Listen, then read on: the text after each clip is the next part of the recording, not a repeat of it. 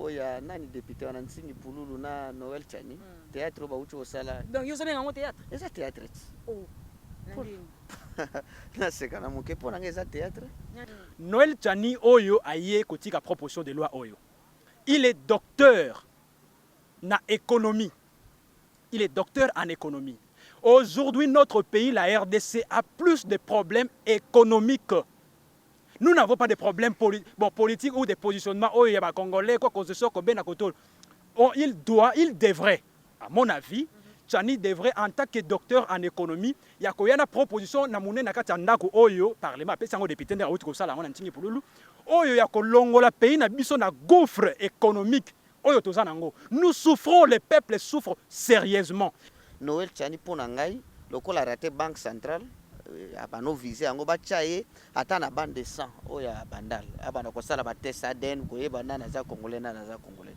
Mais tozana représentation nationale bato bazana décision peuple congolais boyeba ce sont des députés bango ba na mandat biso to voter ki bango to pesi bango confiance. C'est-à-dire que ça loi ya bien ko souvenir étranger ko ya tendenge patrie ya ko ba mais ça opportunité pour le moment, c'est ce que moi n'attends pas. C'est bientôt là. L'élection biso to yebi que l'élection est outia ko salama. Le problème qui se pose ici dans notre pays, ce n'est pas le problème ya ko la congolais des pères et des mères. Na ninge na ngai ninge na moni yango loi wana ezali mabete soki balobi po muto za la président de la République azala ya papa na maman congolais mabeza wapi parce que ce tobo yango tobi mo eza loi wana eza mabe bon alors toi accepter jour moko tozana 9 frontières hein jour moko tomoni mutu moko pe angolais ayaki na yawa ko sala ba commerce na ye akomi na mbongo ebele a postuler akomi pe président de la République tokanga minoko kasi soko basali loi basala ngo pona mutu te basalaka pona ko protéger tala. C'est-à-dire tu soutiens. Il faut te comprendre mal. Le Congo c'est notre patrimoine. Voilà. Tout action nyonso eux ko ya pona ko protéger patrimoine na biso RDC. Na ko soutenir ngo. To lié minerai en désordre. Hein? To exploiter en désordre. Sans que toi ebake, il y a des générations futures au bakoya. Et là on muso otiki la ba congolais tozana ngoti. To ko tika ta loi oyo pour que aider ba congolais, ils ont quoi garde-fou pour te perdre mboka te. Vous comprenez? Na kosenga na honorable député na président Mboso bazwa loi wana ba donc bavandisa ngo na kata frigo ndenge bavandisa ba loi mususu emeka même ata ko lobela malisusu te donc ndenge ba ye ko sala show na bango lelo esuka pe lelo ndeko bomoni niveau congolais a commis nango un journaliste parlementaire. Cela veut dire que si ceux qui battent oyo batika la katala maele ndambo na mboka ce sont des journalistes. Alors si les journalistes commencent à commis à niveau ya boye en tout cas to soutenir loi. Vraiment.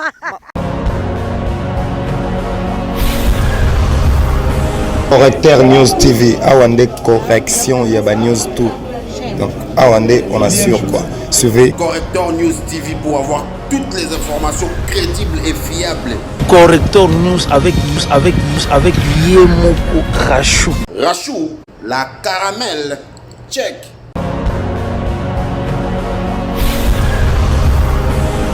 Merci beaucoup de nous faire confiance, Rachel la Caramel, Correcteur News TV en tout cas, mesdames et messieurs, merci vraiment beaucoup. Il y a un abino pour l'encobete kama sola mboka babi, actualité mboka eza koyinda makasi likambuya loi Noël Chani babi la congolité ndé makambo de père et de mère congolais de souche ndé ko créer problème. Eza vraiment un grand débat. Na boende lelo honorable Ntingi Pululu azali bongo honorable député national. Yé andimaki bongo kondima koza charge ya koza bongo loi ya Noël Chani parce que tebi que Noël Chani azali na député te kasi le col ezali proposition ya soumettre yango na Assemblée nationale et c'est le député moko nde ya mema yango Ntingi Pululu honorable député amemi yango ayi nango na Assemblée nationale na bwende le col ezali ba question parlementaire na bwende to zipo na bino ba journaliste parlementaire ou ba traitaka ba dossier parlementaire bazan ba différents organes na bango mais to zi bango a quoi ba analyste et ba dossier parlementaire pour le pour dossier oyo et na kata parlement. Merci beaucoup. Tout découvrir na bino ensemble bazali ndekwaza sima caméra on sengo fungola bande ko chamba mona ba invité na biso na loboko mobali ya mwasi ezali ya mobali ezali Patrick Mbote na yo. Mbote mingi maman journaliste Donc, on s'est présenté, organe nayo, vous allez journaliste, mais vous allez analyste politique. Et effectivement, Nazali, éditeur du magazine Le Géant d'Afrique. Je suis en même temps journaliste et parlementaire. Ok. Merci beaucoup. Raph, je peux passer par mais c'est au bandit s'est présenté. Oui, merci beaucoup Rafat Katsunga, journaliste et puis des questions parlementaires. Nazali na Congo Business Media, où Izali magazine pe presse écrite et puis na presse tarapé na Apsi télévision pour na ba oyo ba ligne ba zo précision. Merci beaucoup. En tout cas, merci de Bondimi Koya Penza l'invitation na biso to mo ba batine ce message belé ou qui vie Guillaume Ozui Yannick ba sali problème en tout cas vie Guillaume Azali déjà to zozoyer parce qu'il est au succès na émission bobinde to sala randam to sala na bango en avant et puis après to zi ba to mo sou vie Guillaume Azali a ko brosser lo actualité politique. Patrick Nangambo na yo Ozali journaliste parlementaire. Toza a en Assemblée nationale, parler du peuple.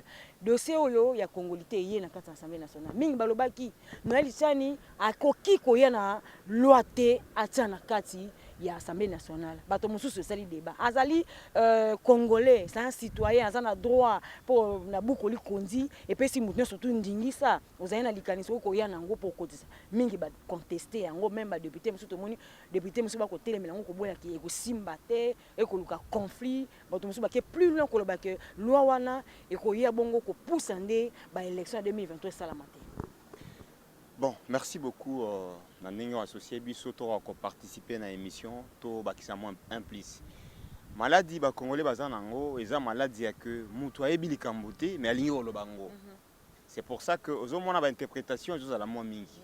Mais à ce qui nous concerne, nous sommes des journalistes parlementaires. Donc nous maîtrisons des questions parlementaires. N'engeza a on a parlé du peuple. Député ou bien sénateur. À proposer proposition de loi. Le gouvernement a un projet de loi. Il faut que ça la différence soit là. Et ça pour respecter la procédure. Ce qui député a commis projet de loi va rejeter en haut. Il faut comme proposition de loi. Le gouvernement a un projet de loi. L'Assemblée nationale pour traiter en débattre. Maintenant, ils ont une proposition de loi. Et là, on a une proposition de loi. C'est les Français. Il y a une proposé na représentation nationale. Balobi ngai Noël Chani na monike po tolongwana ba pomboka ko na danger te ya jour moko bozwa président mususu aza soki nationalité nini na moni to sala loi o eko sala ke pose à la congolais aux ala ya papa na mama so za ke non papa zaki ougandais maman congolais occupé no ba poste mususu mais ba poste à souveraineté net président de la République président de chambre ezala papa na maman. Et ça les propositions. Le col azali député yango a proposé qui ndekopé mususu azali député ntingi pololo. Azwa charge ya na qualité na statut na ye a proposé pas bande connaît ba député. Ba ye nango awa. Otuninga so naza ko soutenir ou pas. Oui, nako ko loba ki nazo soutenir. Soit nako loba na soutenir te mais nako za na impact. Mais tous en a représentation nationale. Bato bazana décision peuple congolais boyeba, ce sont des députés. Bango ba na mandat, biso to voter qui bango to pesi bango confiance. Bako ça là ce qu'on appelle débat pour soit ba améliorer yango, ba ça là ba amendement pour que et passer la vote. Donc ezala ba étape, bon on était va déposer l'onde l'équité. Et tikali ba étape. Ba étape ngo umela. Non, ça dépend des bureaux. Moi, je dépose la proposition de loi. C'est les bureaux à côté de la calendrier, à côté classé en go. Et ça, la loi, je vais déposer les alliés, ça va deux ans sur éviter. Bureau à côté de la nécessité. Il y a proposition de loi. Batali na calendrier na bango. Ceux qui vont côté sango pour débattre en na parlement, disons l'Assemblée nationale, de les cana vote. Bon débat yo ko sala likambo beaucoup li kunzi ndenge loba. Moto simple, un simple citoyen. Avec quoi il y a une proposition puis après ça na kati ya ndako ya bakelmibe. Même yon non ozawana. Toza na kati ya presse. Toza na ba problème ebele. Soko za na mayele. Olobi ki na secteur na biso ya presse toza na ba difficulté songolo. O sali proposition nengo lingeli to tambola. Okoki ko salango en tant que citoyen en tant qu'intellectuel et pekisi mututé mais pona ko kotsango awa yo ko yate okotala sikoyo nani azana mandat otali député moko songolo o intéressé l'hôpital la loi oyo ezali boye ye pe amande yango na bonya na makanisi na ye nde eye bo déposer yango mais na kosukisa bon yo mto kosukisa quoi na ndenge na ngai ndenge namoni yango loi wana ezali mabete soki balobi po moto azala président de la République azala ya papa na mama congolais mabe eza wapi parce que ce tobo yango tobi mo eza loi wana eza mabe bon alors toi accepter jour moko toza na 9 frontières hein jour moko tomoni mutu moko pe angolais ayaki na ye awa kosala ba commerce na ye akomi na mbongo ebele apostile akomi pe président de la République tokanga minoko kasi soko basali loi basala ngo pona mutu te basalaka pona ko protéger tala. C'est-à-dire tu soutiens, il faut te comprendre malade. Le Congo c'est notre patrimoine. Voilà. Tout l'action nyonso eux ko ya pona ko protéger patrimoine na biso RDC. Mais na ko soutenir yango. Mais na ko soutenir yango te pona ko punir bato mususu te. Na ko soutenir na sens que ceux qui loi na basala ngo na intention ya mabete. Mais na intention que ezala pour que au futur intérêt à mutu nyonso po batia ba garde fou. Il y a un jour au moins on appelle mutu mususu pe aza congolais te akomi président de la République. Au moins il sait que ça donne, hein? Voilà. En tout cas, ndeko Patrick, ndeko Rafat. Na ngambo no oko soutenir loi, oko mona vision ya loi wala na mosiko ko mona ndenge ni po bato ebele ba ko bimisa ba bombe na kati na se ya likambo loi wana. Merci beaucoup Rachou, merci Nabao Nyos Bazola Nabiso de par le monde. Nakanisi que avant de répondre à la question na yo ya kozala pour ou contre, il faut éclairer un certain nombre ya makamona yo qui ndeko Patrick Aouti Koloba. Azana raison totalement. Na makamwa lobby projet de loi des lois na o yezali proposition de loi. Asali différence moko eza malam. Mais pour ngai na zana pour ça d'abord il y a préciser une chose, c'est de l'opportunité. Chaque chose mutu asalaka, il faut ezala na opportunité. Na contexte oyo wapi tozali, il faut nyonso to kosala ezala lié na opportunité, ezala lié na priorité. Ezaba moya français ba bazola na biso ba yebi yango. Ça signifie quoi? Ça signifie qu'à ce stade tozali, il y a un certain nombre de choses qui déjà établies, qui déjà définies par la Constitution. Constitution est déjà qui on appelle Congolais. Déjà l'article 10 de la Constitution définit qui on appelle Congolais. Déjà certaines choses élémentaires ont été déjà définies et clarifiées par la Constitution. À ce stade, opportunité ou bien une proposition de loi aux opportunités, parce qu'il y a plusieurs choses il faut payer na biso ba fongo la miso. Ce qui sont nécessaires, ce qui via bateau, ce sont des choses qu'on met à la queue. Et ce qui sont, je dirais, pour séduire les gens, ce sont des choses qu'on met à l'avant-plan. Ça signifie quoi? Ça signifie que proposition de loi au Yachani, to sepeli ndeko Patrick Aouti Koloba na kozala pe contre ye na ba nyonso azoloba te o eza malamu na uti ko retenir yango alobi bien que congolais nyonso il faut à sauvegarder patrimoine na biso oyo nyonso ezali po na ko sauvegarder, c'est important, c'est là où j'adhère. Mais je dis quoi? Les choses qui ont été déjà dites na kati ya constitution, on ne peut pas revenir pour des positionnements politiques. On est la première dimension. Deuxième dimension, loi oyo eye parce que il faut que la père et mère congolais qu'on sort donc les alliés congolais né na éviter na papier pour nga nazoloba que les alliés opportunité proposition de loi et ça opportunité c'est-à-dire qu'il y a plusieurs d'autres choses oyo il faut battre ba luka. Noël Tchani d'abord c'est une parenthèse nazo fongola. Noël Tchani oyo aye kotika proposition de loi oyo, il est docteur na économie, il est docteur en économie. Aujourd'hui, notre pays, la RDC, a plus de problèmes économiques. Nous n'avons pas de problèmes politiques ou de positionnements. Oh, il y a des Congolais, quoi, il devrait, à mon avis, Tchani devrait, en tant que docteur en économie, il y a une proposition, Parlement, député, gouffre économique. Nous souffrons, le peuple souffre sérieusement. Mais il y a des Congolais, il y a des docteurs en économie pour venir moyen, il y a produire des propositions de loi, il y a le budget, madame, il y a 4 milliards, budget modique dans la sous-région, on a Rwanda, Congo, Brazza, pays nyonso. Pays mokote azana budget au biso tozana ngo.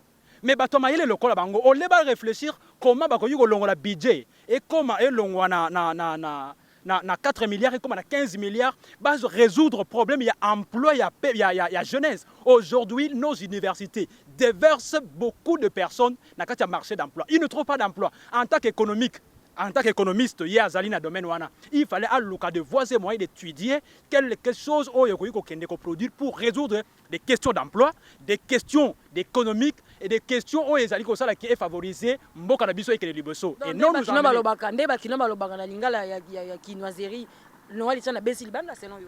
pour ngai na lobby que pour le moment, parce que toute chose il faut qu'on y ait un contexte. Ça signifie que OK, par exemple, tu peux par exemple OK na Delvaux, la transport ya rond-point ngaba. Okozela wana ti lobby, okotika lo kozwa ngote. Mais nzela ekenati rond-point ngaba. C'est-à-dire que les contextes déterminent même un certain nombre. Et ça na époque biso toza oyo, so zui pantalon oya munene oyo fongola tout mona luambo. C'est ce que je vais répondre. Ça signifie que soki olati pantalon oya munene wana oyo luambo bana olata na 2021 batu nyonso na nzela banotala yo. Mais ça elamba. C'est-à-dire les contextes. Pour le moment, l'on a bien à déterminer Congolais, peut-être ajouter Makamousou qui n'a qu'à la constitution. Mais en amont, il fallait déjà que les dispositions constitutionnelles soient d'abord révisées. C'est-à-dire que ça loi a bien à souvenir aux étrangers, mais ça opportunité pour le moment. C'est ce que moi l'élection, c'est bientôt là. L'élection, est où les problèmes qui se posent ici dans notre pays, ce n'est pas les problèmes il y a cause à la Congolais des pères et des mères. C'est les problèmes, il y a irresponsabilité, il y a l'autorité qui sont des pères et des mères congolais. Nous avons un problème maintenant de ceux qui ont tué les pays. Ceux qui ont tué les pays, la majorité sont des Congolais, des pères et des mères. Donc notre problème, c'est le problème moral, c'est les problèmes, il y a personnalité. Bon, nous n'avons pas de personnalité. La loi de Noël Tchani, ce n'est pas au port. Ça ne vient résoudre aucun problème. Et ça vraiment n'a tenté. Et il y a je pense qu'il y a un moment. Pour Nangaï na lobi d'abord non seulement après l'élection 2023. Non seulement ou bien avant 2023, 2022 en décembre. Non seulement, je dis qu'il y a toujours des priorités. Alors non seulement que les alliés prioritaires, deuxième chose, ça ne vient résoudre aucun problème des sociétés. D'abord, jusque-là, on n'a pas trouvé un problème et on résout des côté. Maintenant, il faut que loi nyonso et répondre à la question ou résoudre la question il y a société pour la bonne marche et le développement de notre pays. Voilà, c'est ce que je voudrais dire sur ça. En tout cas, Bandeko Balanzi beaucoup comprendre que Rafat Ponaya lobby, nous à Noël Tiani, en tout cas, à Bessine Liban, à partir de l'obaki, nous à Noël Tiani, il y a approuvé un go. Ok, Mouninga Ninga lobby. Ils ont l'angongate. Bon, merci beaucoup. Maman Webi, Maïlia, ils ont Maïli Kaka. Il faut être intelligent dans la vie parce que l'intelligence fait tout. Webi, Nandekonanga sur le plateau, c'est vraiment un confrère que j'aime beaucoup, un garçon intelligent. Alors je ne peux pas les contredire dans ma camusou sur le lobby à solo. Il y a que non, c'est inopportune, tout ça et tout. Il y a encore d'autres choses à faire au pays. Je suis d'accord avec lui. Mais néanmoins, il y a le baka iloko moko ya kobakisa. Oebi moi, si je suis bien, permettez-moi un exemple banal. Mais avant sa maternité, le premier mois. Pour que d'ici 9 mois, 10 mois, et ça, c'est que et comme moi, je suis comme ça. Non, wana is erreur. Le Congo a besoin de l'ordre. Notre Congo ici, la RDC, a besoin de l'ordre. Au moment où les peuples congolais attendent que nous, le peuple d'abord. Oui. Jusque-là, l'économie. Le peuple d'abord. Le peuple d'abord de pas de l'ordre dans la maison. Conseil. Oui, et puis ça passe. Pour la rota là que, ba pays nyonso tozwa ki na bango indépendance en Afrique ah. Ba pays mingi, bien que bazana ba problème parce que les problèmes de l'Afrique est partout. Mais il y a biso tozongi sima mingi. Congo ezaki lokola porte moko bo ici c'est fungwamaki n'importe qui à côté bato bakoti et belé na RDC na deux autres ezaki nango recensement ils allaient quitter autorité de l'État ils allaient quitter contrôle ba qui est congolais qui ne l'est pas ils allaient quitter et ça dit que moi désordre belé écoute est-ce que yo ndimi penza ki mutu auti par exemple na Guinée oyo eza mpenza exemple palpable aye na Kinshasa aye azoteka aoteka yaourt aoka yango na ndako abimi azoteka confondi na bacongolais or que loi elobi bacommerce ya mike mike wana se réservé aux congolais mais ye atekaka chaque jour batunaka ye te cela veut dire que désordre moko ezalaki.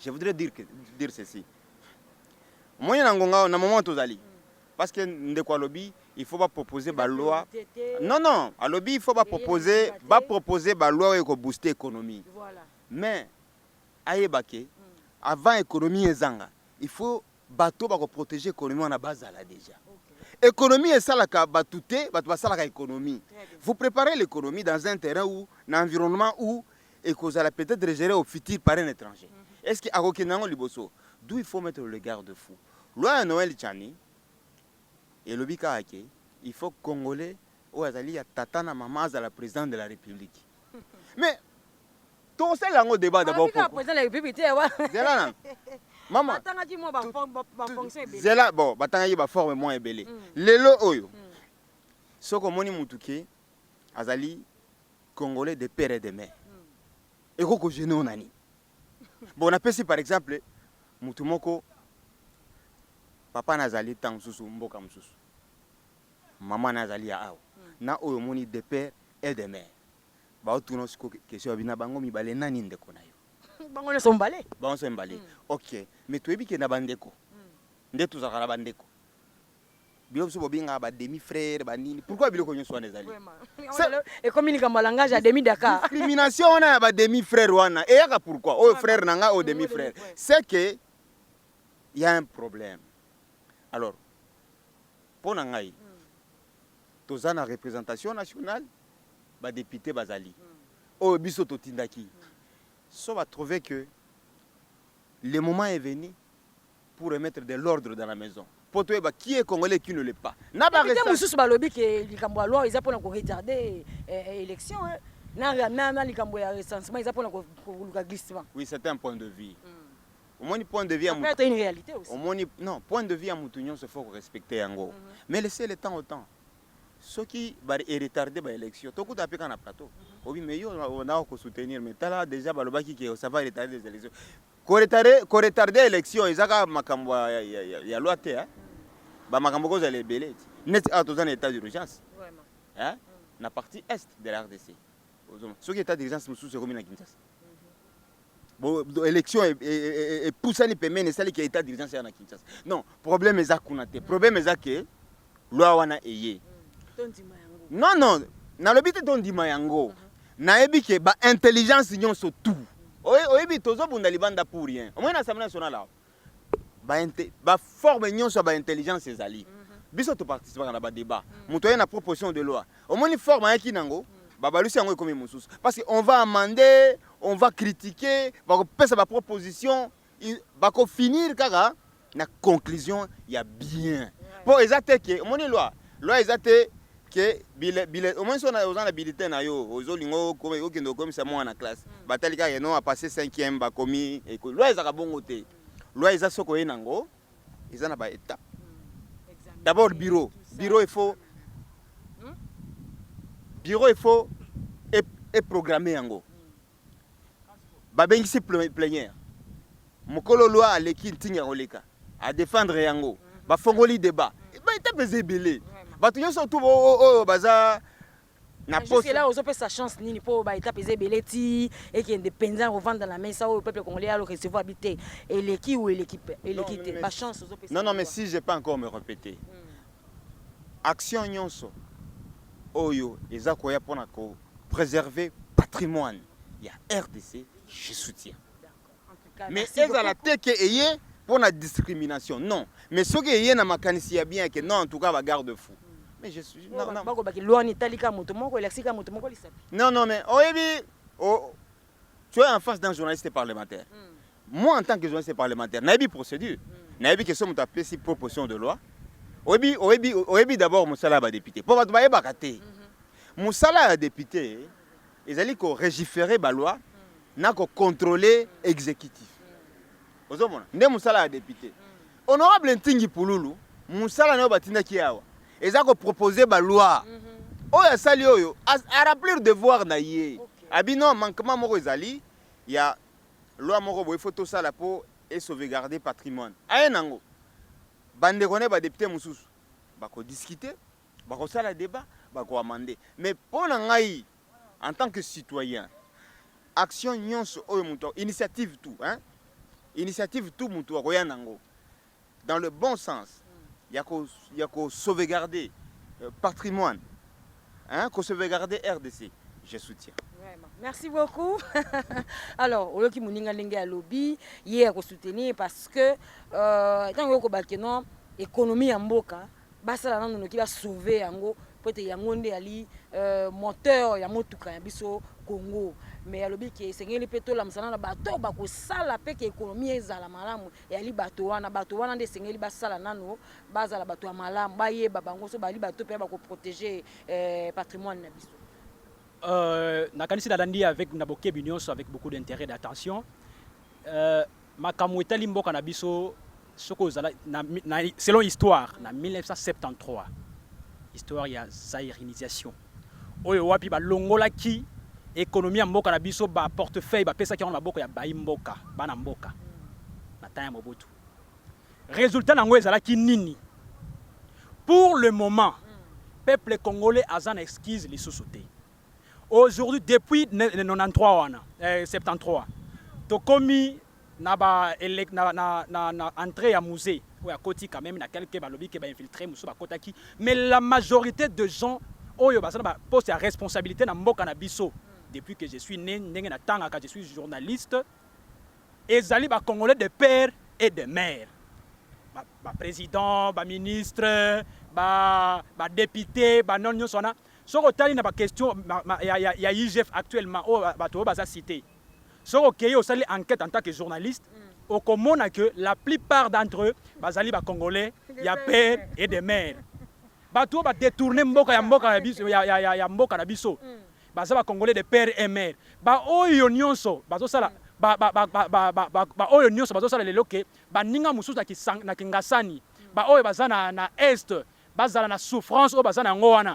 ils sont congolais de père et de mère. Le problème n'est pas de nationalité pour sauver les Congo. Vraiment. Les Congo maintenant c'est le problème, il y a moralité, il y a leadership. Maintenant que l'économie en boka na biso ndenge uti ko lobakena ba bazala ki wana ba sala ki boye il faut que ba bongisana no côté. Non. Pour ngai ba pesa il y a des Congolais oyo baza intègre dans ces pays.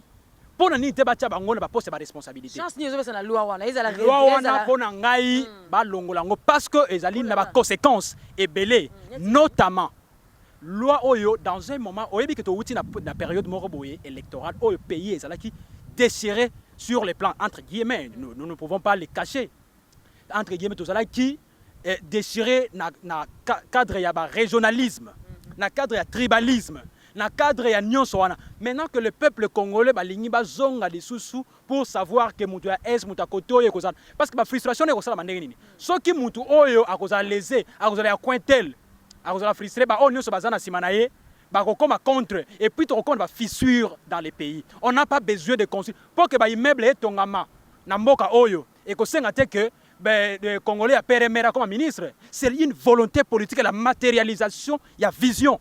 Ça ne demande pas que les par quatre chemins. Et ça va accentuer encore les régionalismes, et quoi accentuer les tribalismes, et couper sa frustration. Et comme dans la période de Moroboye, pré-électoral, donc tout ça qui est vers les élections. Tant que le est vers l'élection. Et ce qui est sali que non monto a postulé tant que président Mboka, azali congolais tu soutenais. Akouta wapi. Wana eza lokola ko pesa ba présomption moko ba makambo zo salate. Pour ça ba musu ba ko ba ba nationalité ba nationalité mususu. Oya ko sala congolais te akoya sikoy na casquette nini.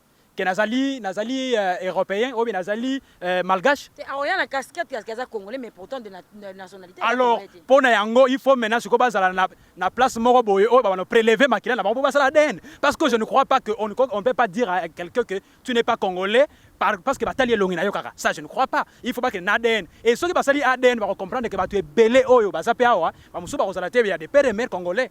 Musuba ko tape makila na yebo ono ya papa na nga ba ke bazui ba prélever, batali bono azam makila na ye papa na ya na Brazzaville. Papa na ya na mboka tel. Donc c'est ça. Il y a pas mutu ayeba yebi na mboka oki azala congolais bana botami to yeba kaye. Aye a déposé candidature na ye et puis ba yebi que famille na ye ba mboka na tel.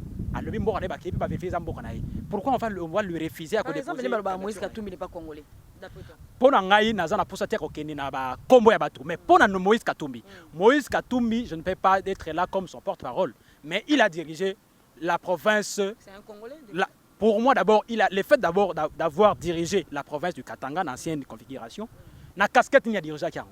C'est la première question qu'on a envie de poser pour faire sa réponse. Bah on besoin d'analyser pour qu'on sa réponse. Na casquette ni a dirigé Kiango en tant que Congolais à ce que moi je sache. Et à Longwe wana azai président de l'équipe ya Mazembe na casquette nini en tant que Congolais batunyo so bayebi bon akina libanda passeport oyo azanango alors sans pour autant aujourd'hui ce qui recensement ça mis qu'on retrouve plusieurs personnes na katamboka baba congolais. Qu'est-ce qu'on fera avec eux? Oyo ba ça ba congolais mais bah, il faut ba assumer à cause de la congolais, c'est clair. Si tu n'es pas congolais, il faut assumer. Il faut assumer à kondima que ozana statut à étranger. Mais pour nanga na ligne vendre ba poste singulité pour non, pour nanga olingo zong sanga place na lobaki déjà. Pour nanga na lobaki que par rapport à la question on a tout ce n'est pas une opportunité et d'abord il y a beaucoup d'autres choses importantes il faut pas ça là, ce n'est pas sûr. 2023 pour le moment ça se prépare maintenant et qu'on se prépare te kaka na makamu moko. Il faut se préparer d'abord et se préparer na ba accepte que nyonso ezala na économie na yango. Pour l'anglais, nous avons d'abord accent particulier sur l'économie de notre pays. C'est-à-dire qu'il faut que le peuple congolais ait voté qui va diriger l'élection il y a 2018. Les lots va présenter va esquisse tout ça n'a pas ça va matérialiser au lieu de nous amener dans un terrain oyo bango moko batu oyo bazana sima ya loi oyo bakozana la difficulté ya ko maîtriser yango. Ça va créer des frustrations oyo bakozana la mesure te ya ko maîtriser yango comme tous autres vers les élections. Il faut revenir sur des questions qui sont très importantes, notamment des questions sociales et la population, questions économiques, comment booster l'économie, comment faire des stratégies. Noël Tsani na utu koloba yango azali docteur na senye pa na ye. Aza docteur na économie. Akene lisusu ka ndenge asali oyo ya makambo oyo ya congolité oyo. Akene ko sala étude lisusu aya ko présenter biso proposition de loi qui va faire en sorte que la paradoxe oyo ya lelo nous sommes un pays riche, potentiellement riche, mais avec une population très pauvre. C'est une question qui relève de l'économie. Akene ko sala yango et que budget na biso et longwa na étape oyo tournera autour il y a 4 milliards et ça la rehausser à la hauteur ya mboka na biso. C'est ça son problème. Merci beaucoup. Attendez là qui en classe, a même la biso la proposition de loi à bongo. Merci beaucoup. Arafat, sikoyo ndeko Patrick. Je crois que yoki maloba ya ndeko ninga uti koloba, yi azali contre et toko senga na vie Guillaume Akota okondima ko sala analyse nae ndeko Guillaume toko lingo kota o lobela moi muke parce que to moni mwana mboka Patrick yi asali kondima pe asa ko pesa ba chance ebele na loi wana ndenge kei na Assemblée nationale ba valider yango pona yo loi ya Noël Tsani bato mingi bako contester yango to ebite soki yo zali pe pour partager avis moko na bango. Ah mama to solo makameza import olingo memanga théâtre uti osala mana parler du peuple lelo oya nani député wana nsingi pululu na Noël Tsani théâtre ba uti osala donc yo zali yango théâtre eza théâtre oh nandini na seka na muke pona ngeza théâtre nandini nini po loi wana d'ailleurs na yebite soki Noël Tsani atanga la constitution na biso constitution ya 2006 oyo uta na sandi donc ba koti na contradiction na constitution pour constitution si déjà il réclame makamona nyos que nationalité congolaise ndenge ezali qui est congolais qui ne l'est pas donc c'est dans la constitution nazo regretter na nganga mayele lokola ntingi pululu akota na buzoba wana oui mais ce que le bic est l'Obama déjà la constitution. Oui, la constitution et ce qui a y est peut-être pour encore repasser tout peut la Moussayango parce que l'élection calamité 2023 on doit voir un Congolais à chapeauter mboka poto ka soki muta comme président mon konza mboka wa kalamingi te toto ka balba ko baki azali angolais oh aza burundais est-ce que problème Laurent Kabila le sénateur à vie azalaka rwandais Ma tante nani président décidé Martin Fayulu au Burundi au Camerounais les lots ceux qui nous se dit que en tout cas pour le bibandaka depuis Mobutu ils allaient que non monto ko diriger mboka la kaka congolais de souche mama Rachou na koye biso eloko moko ezopesanga pasi komona nganga mayele lokola ntingi pululu akende kosangana na théâtre o Noël Tiani alingi komemela biso na kati ya mboka biso toyebi bato nyonso oyo alingi kosite wana ase basala misala ebele na mboka na biso baza bacongolais bamosusu baza bagouverneur bamosusu baza badepute donc eza lelo nde te bakokoma baétranger Noël Tiani mpo na ngai lokola rate banque centrale abano vise yango batya ye ata na bande 100 oyo ya bandal abana kosala batest ADN koyeba nani aza congolais nani aza congolais te oui mpo alingi komema mboka lokola na kati ya théâtre yoso mwa te kauti kosala show Noël Tiani mabe nango eza wapi mabe eza ebele biso tozwaki chance ya kobima mboko totamboli mwa bamboka ebele na kenda na Côte d'Ivoire lelo wataraza na 3e mandat oyebi ke baekarta ye na babiloko bongo bamakambo wana ememaka barancune na kati ya mboka mpe emema baconflit ya baregion ya baprovince siko biso na niveau tokomeli ya Congo toza susu na baniveau ya korabese biso trop bate donc wana amizo bazongi lokola bana mike nga na obenga yango théâtre mpo na ngai donc baye kosala show na bango batala bango non ka ye moko l'honorable Tingi Pululu alobi que place moko te na bile totanga tomoni nzambe apesi abimisi roi moko ya mboka mosusu a dirigé mboka mosusu totikala ko mais non mais azoloba makamele kwa seka tanga bible bien te ata la histoire de Joseph na Égypte Joseph azalaka israélien juif mais akoma premier ministre abongisa Égypte so Égypte leo mais asa mokonzi asa premier ministre s'il vous plaît premier ministre ya mboka wana babengi Égypte lelo c'est Égypte comme première puissance mondiale c'est grâce à Joseph.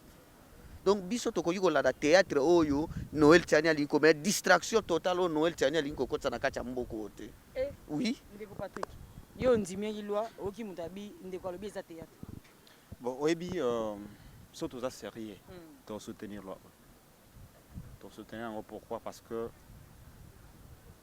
eza pe na désordre moko oyo esalamaki ke biso bacongolais toza koyeba lisusu te ke toza une nation totamboli na potopoto ebele tosanganaki oyebi changa moko eza ebele bacongolais basérieux bayebi bien ke changa eza ebele lelo toko koyeba te nana aza congolais nana aza congolais te parce que na mboka nyonso tout oyo bato baza sérieux basalaka recensement boyebi bachef d'avenir bachef de quartier il faut bayeba ke celui-là c'est un étranger ou pas mais makambo wana esalami te lokola désordre moko ekotaki mpona kocontraindre désordre wana basali proposition de loi c'est parmi oyebi ntango tovotaka badepute bato bakanisaka badepute fo baya kotiela biso courant baya kotiela biso mai bapont eza ignorance mosala ya badepute nde yango oyo de proposition de loi loi yango ntango baza kopropose yango donc mosala yango nde théâtre non mais non c'est son point de vue toza nga na mesani te comment on peut dire nalingaka te so naza sur le plateau nakabola moi babiloko moko boye na bato mosusu moi quand je viens nakoya mpo na aider bacongolais baolanda biso pourquoi nakoaider bacongolais bato nyonso mama Rachel oyebi émission oyo bato bazozela bayeba eza na bato bayebi yango te bango yango na baradio bacomprendre te mais biso toza bajournaliste parlementaire nous sommes au parlement toza quand même na responsabilité monene mpona koexpliquer peuple explication eza simple eza ke ye otindi ovotaki ye mpo apropose baloi lelo ntingi pululu babengi aza moto ya théâtre akoti na théâtre à Noël Tiani qualification nyonso oki je ne peux pas entrer ça l'engage que lui mais moi je respecte Noël Tiani je respecte Ntingi Pululu na considérer que ce sont des Congolais oyo bazwi initiative ya koya na proposition de loi na Assemblée nationale et na ndenge baye nango isuki wana te ensemble la majorité et l'opposition bakosala débat en fait ye pe akoboya yango kaka mpona mambo ekoya nsima akoboya loi te akoboya mambo ekoya nsima na le sens que non ekokota haine na kati ya trouble na bakongolais. kati ya mboka. Trouble En na plus kati ya de cela, mboka. soki ba député na biso baza sérieux Mama Rachou, vraiment eza loi moko kutu faut ba bwaka yango. Ozo comprendre? Il faut ba bwaka ne loi wana. Po eza loi ekoki kozala awa te. To se rabaisser, toza na époque ya mondialisation. Oyebi loi sur la nationalité eza cours mobima bato basali droit bayebi yango. Eza cours mobima bapesa na université. Bato basali droit bakoki ko témoigner pona yango. Loi sur la nationalité eza cours mobimba bazwaka. Siko oyo distraction oyo honorable Nsingi alinga mema biso na kosenga na ba honorable député na président Mboso bazwa loi wana bakwe donc bavandisa yango na kata frigo ndenge bavandisa ba loi mususu emeka meme ata kolobela malisusu te donc ndenge baye kosala show na bango lelo esuka pe lelo. Oui. En tout cas. Maman Rachel. Ba Congolais ba sérieux. Oyo mituzo sala bien. Ba soutenir loi. C'est pour le bien de la République. Tolier minéré en désordre. Hein? Tu exploites en désordre. Sans que toi ébaké, il y a des générations futures. Oh bakoya. Et là on muso otiki la ba Congolais toza nangote. Toko tika ta loi oyo pour que aider ba Congolais, ils ont quoi garde fou pour te perdre mbokati. Vous comprenez?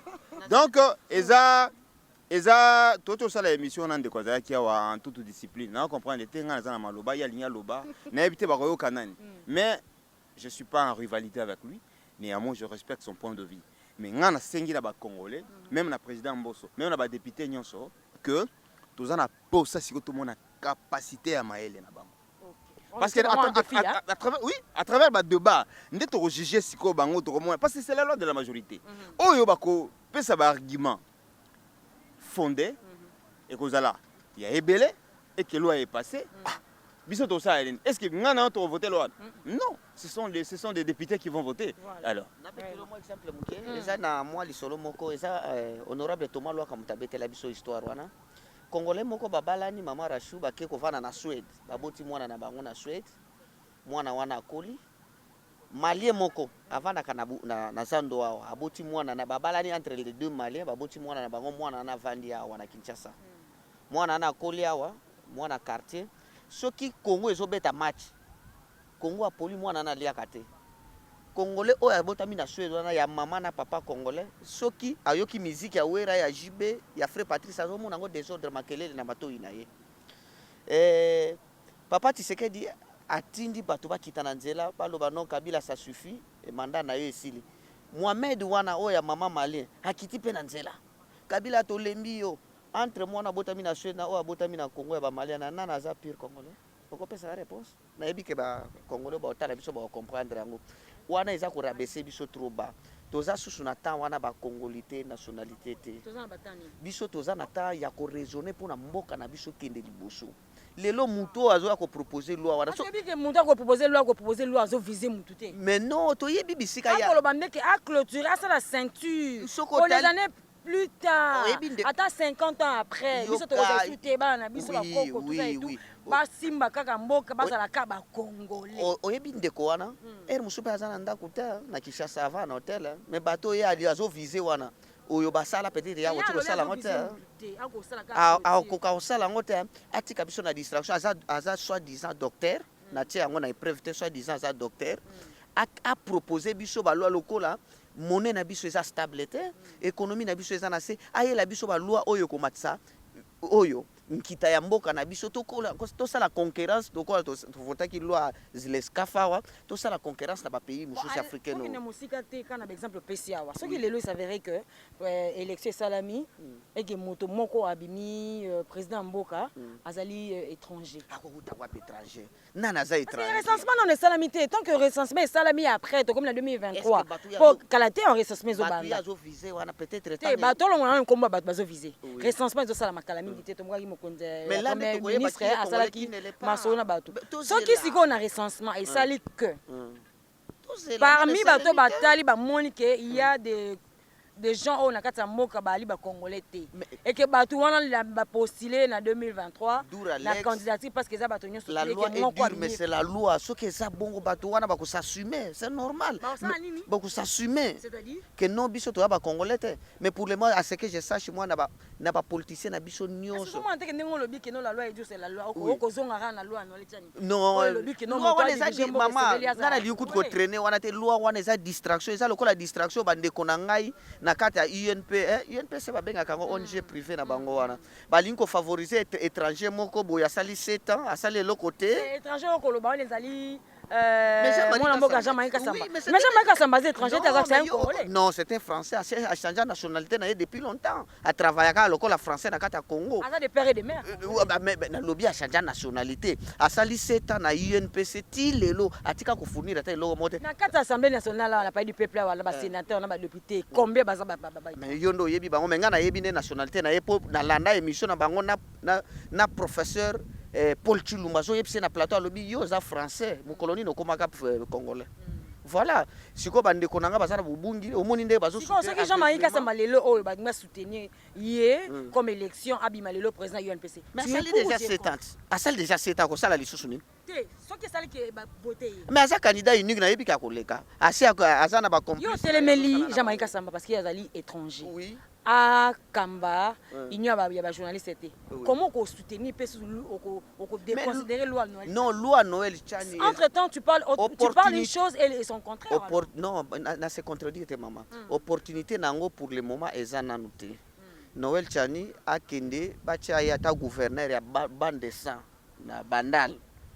A ça la théâtre na yekuna bano sala ba adena yeba oaza congolais za congolais. Oui, bien sûr, en tant que Congolais, il faut assurer que non, le recensement est déterminé qui est Congolais, qui ne l'est pas. Mais pour le moment, nous avons distraction,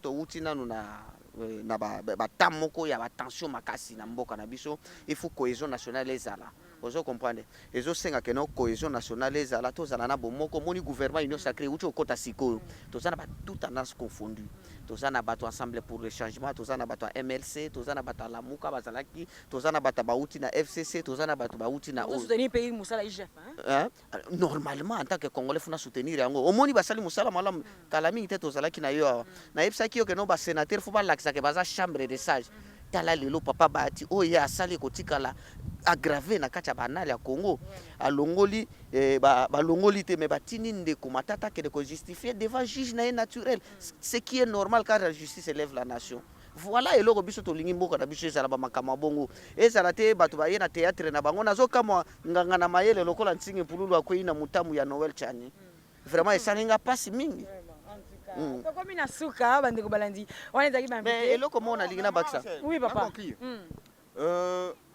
bandeko bomoni niveau congolais a commis nango un journaliste parlementaire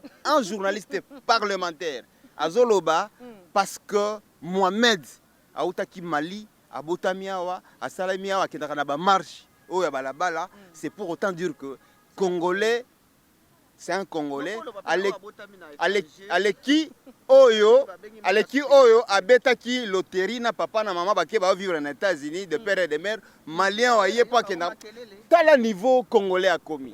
Cela veut dire que si ceux qui battu oyo batika la katala mayele ndambo na mboka ce sont des journalistes. Alors si les journalistes commencent à ba commis na niveau ya boye en tout cas to soutenir loi. Vraiment. Maman biso to ko soutenir loi aveuglement te. Ozo mona bato bazolo bato soutenir loi oyo esa bato baza ko yeba eloko moko te. Ye moko na Noël Tchani wana na yebite apesa kuta ta ser na moko $100 ya kala. Akende ko changer bo sero na tambola kisasa mubimba makolo kute pula ye.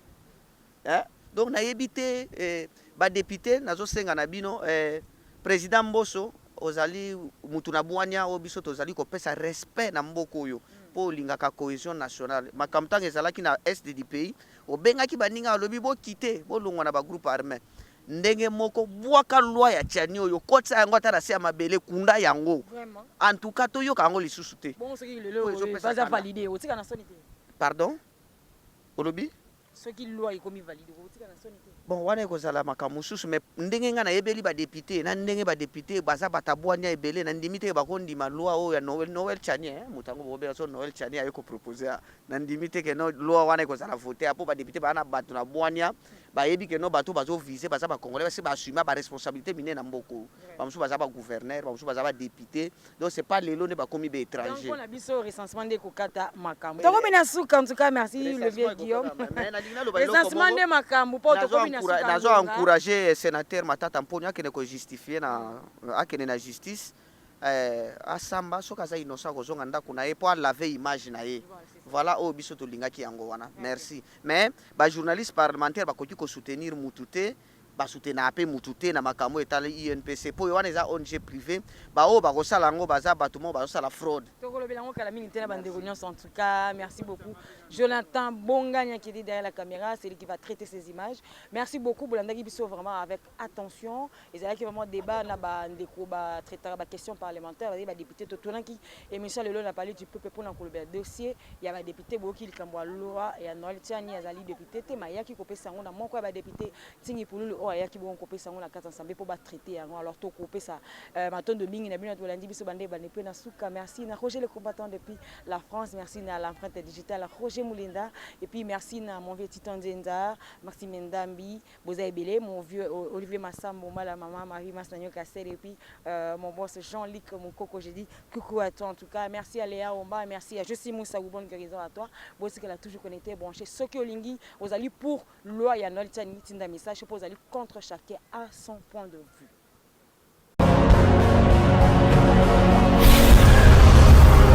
Correcteur News TV, Awande correction, il y a News tout. Donc, Awande, on assure quoi. Suivez. Correcteur News TV pour avoir toutes les informations crédibles et fiables. Correcteur News avec Yemoko Rachou. Rachou, la caramel, check.